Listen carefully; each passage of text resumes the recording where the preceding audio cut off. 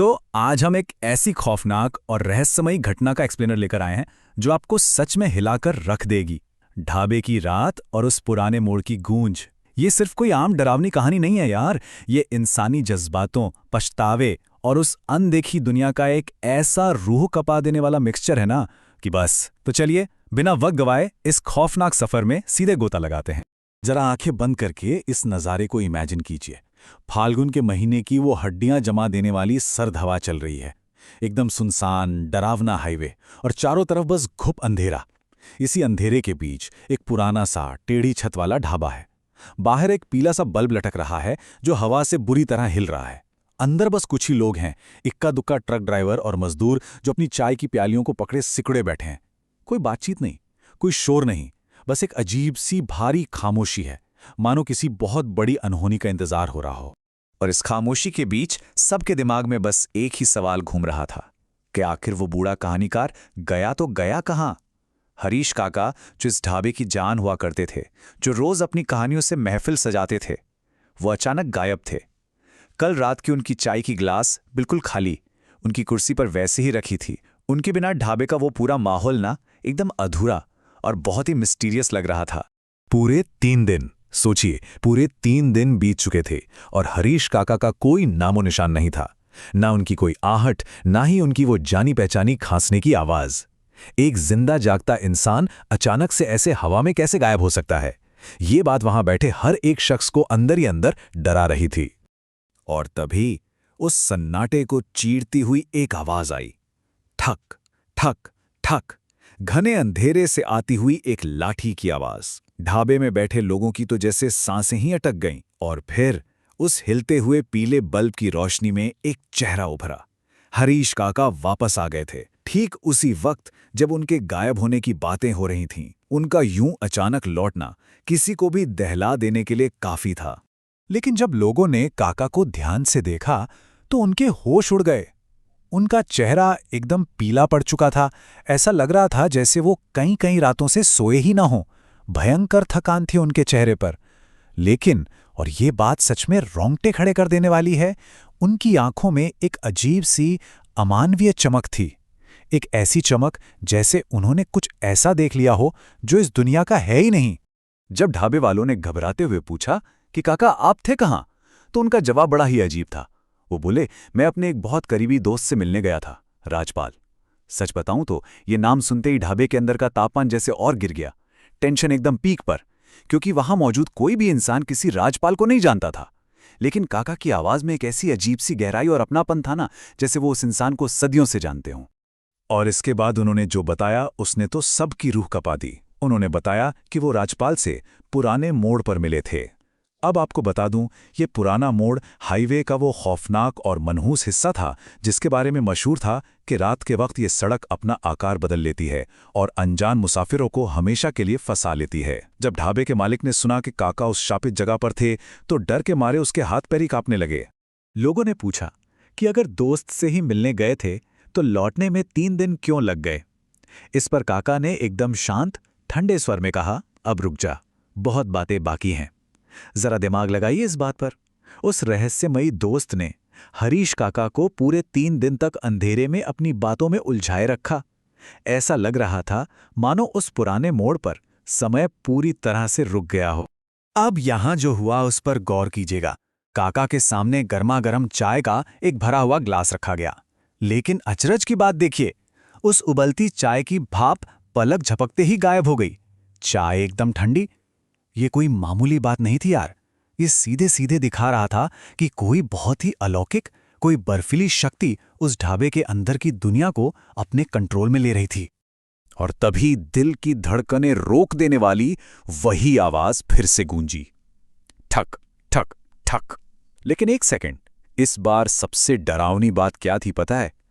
हरीश काका तो पहले से ही ढाबे के अंदर बैठे हुए थे, तो फिर सड़क से बाहर के उस घने अंधेरे से लाठी टेकने की ये बिल्कुल वैसी ही आवाज किसकी आ रही थी? इसी खौफ के बीच काका बहुत ही शांत और एकदम सुन कर देने वाले स्वर में बोले, लगता है वो भी आ गया। भाई साहब, ये लाइन सुनते ही ढाबे में मौजूद हर एक इंसान के रोंगटे खड़े हो गए होंगे। वो अनचाहा मेहमान, वो खौफनाक साया जिसके साथ काका ने 3 दिन बिताए थे, वो अब उनके पीछे पीछे ढाबे तक पहुंच चुका था। सोचिए, दहशत का इससे बड़ा मंजर और क्या ही होगा। अब इस असहनीय डर और घुटन को कम करने के लिए ढाबे में बैठे एक घबराए हुए शख्स ने काका से कोई कहानी सुनाने की जिद की, ताकि ध्यान भटके, और फिर काका ने अपनी ही जवानी के पन्नों से एक बेहद भावुक, दर्दनाक और पछतावे से भरी कहानी सुनानी शुरू की। काका हमें अपने पुराने दिनों में ले गए। उनकी जवानी भयंकर गरीबी में कट रही थी। फिर आया फाल्गुन का महीना, होली का वक्त, और उसके साथ ही उनके घर का वो सूना चूल्हा। उनकी शादी एक बेहद खूबसूरत लेकिन थोड़े ऊंचे सपनों वाली महिला से हुई थी। अब आप ही सोचिए, पत्नी की इच्छाएं और घर की भयानक गरीबी, इन दोनों के बीच का ये जो टकराव था ना, वो एक बहुत बड़े तूफान की नींव रख रहा था। बात तब एकदम बिगड़ गई जब एक तरफ नई साड़ी और अच्छे पकवानों की मांग थी और दूसरी तरफ काका की जेब में कुल जमा सिर्फ 2 सिक्के पड़े थे। गरीबी की वजह से पैदा हुआ ये अहंकार का टकराव सब कुछ चकनाचूर करने वाला था। शादी के बाद की ये उनकी पहली होली थी जो पैसों की इस भारी कमी के कारण पूरी तरह बिखरने की कगार पर खड़ी थी। आप तो जानते ही हैं, गुस्से में इंसान क्या कुछ नहीं कह जाता। उसने काका को सीधी चेतावनी दे डाली, पैसा है तभी मैं यहां रहूंगी, नहीं तो मैं अपने मायके जा रही हूं। और ये कोई खोखली धमकी नहीं थी। गुस्से और ईगो में अंधी होकर वो सचमुच अपना सामान बांधकर काका को उस अंधेरे घर में बिल्कुल अकेला छोड़कर चली गई। पीछे रह गया बस वो बंद दरवाजा और उस खाली घर का वो चीर देने वाला सन्नाटा। जरा रिलेट करके देखिए, घर का ये जो इमोशनल अकेलापन था ना, ये बिल्कुल बाहर के उस सुनसान हाईवे जैसा ही था। बाहर भी खामोशी और अंदर भी खामोशी। पल भर के गुस्से ने सालों के रिश्ते को एक ही झटके में तोड़ कर रख दिया था। खैर, वो मायके तो पहुंच गई, लेकिन वहां उसे बहुत जल्द ये एहसास हो गया कि जिस आराम की उसे तलाश थी वो तो एक छलावा है। कुछ ही दिनों में मायके का वो स्वागत एक बोझ बन गया, और गांव की औरतों के वो जो चुभने वाले ताने होते ना, वो उसे अंदर तक छलनी करने लगे। वो वहां एक अनचाही मेहमान बनकर रह गई थी। इन हालातों ने उसे जिंदगी के कुछ बहुत गहरे सबक सिखा दिए। उसे समझ आ गया कि ताने जो हैं वो भूख से कहीं ज्यादा आत्मा को जलाते हैं। अहंकार अच्छे भले घरों को उजाड़ कर रख देता है, और अकेलापन गरीबी से भी कहीं ज्यादा भारी होता है।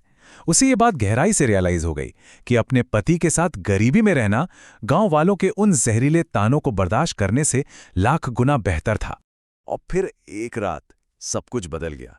चांदनी रात का सन्नाटा था और काका के दरवाजे पर एक हिचकिचाती हुई, कांपती हुई दस्तक हुई। ये इस कहानी का सबसे इंटेंस मोमेंट था। उसने अपना सारा अहंकार त्याग दिया था, अपने कदम वापस मोड़े और उसी बंद दरवाजे पर आके दस्तक दी जिसे वो गुस्से में ठुकरा कर चली गई थी।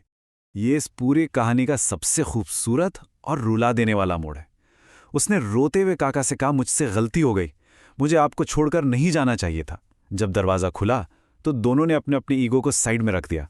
दोनों खूब रोए और उन्हें यह समझ आ गया कि रिश्ते से पैसों से नहीं चलते, बल्कि साथ मिलकर जो मुश्किलें झेली जाती हैं ना, उनसे ज़्यादा मजबूत होते हैं। तो उस रात अहंकार दरवाजे के बाहर ही रह गया और रिश्ता वापस घर के अंदर आ गया। इसके बाद उन्होंने बहुत ही सादगी से लेकिन सच्ची खुशी के साथ अपनी वो पहली होली मनाई। उनकी इस कहानी ने यह साबित कर दिया कि उनका बंधन गरीबी के सबसे मुश्किल इम्तिहान को भी पास कर गया था। लेकिन एक मिनट रुकिए, ये इमोशनल कहानी तो खत्म हो गई, लेकिन हम ये कैसे भूल गए कि हम अभी भी उसी खौफनाक ढाबे में बैठे हैं। काका की इस फ्लैशबैक कहानी ने पल भर के लिए वहां मौजूद लोगों का डर जरूर भुला दिया था, लेकिन वो भयानक सच्चाई वो अभी भी वहीं बाहर खड़ी थी। ढाबे के बाहर उस घने अंधेरे में जो इंतजार कर रहा था, उसका क्या? वो खौफनाक साया जिसे काका राजपाल बुला रहे थे, वो कहीं गया थोड़ी था।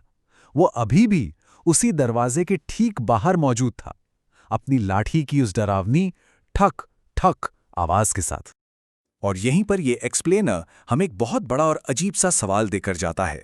क्या हमें डराने वाले भूत सचमुच मरे हुए लोग होते हैं, या फिर हमारे अपने ही अनसुलझे पछतावे? क्या काका के अतीत का कोई गहरा पछतावा ही इस खौफनाक रूप में उनके सामने खड़ा था? सोचिएगा जरूर। ये एक ऐसा सवाल है जो यकीनन आपकी नींद उड़ा सकता है। खैर, इस मिस्टीरियस सफर में हमारे साथ जुड़ने के लिए शुक्रिया। और हाँ, अगली बार रात के अंधेरे में किसी भी अनजान आवाज को यूं ही अनसुना मत कीजिएगा।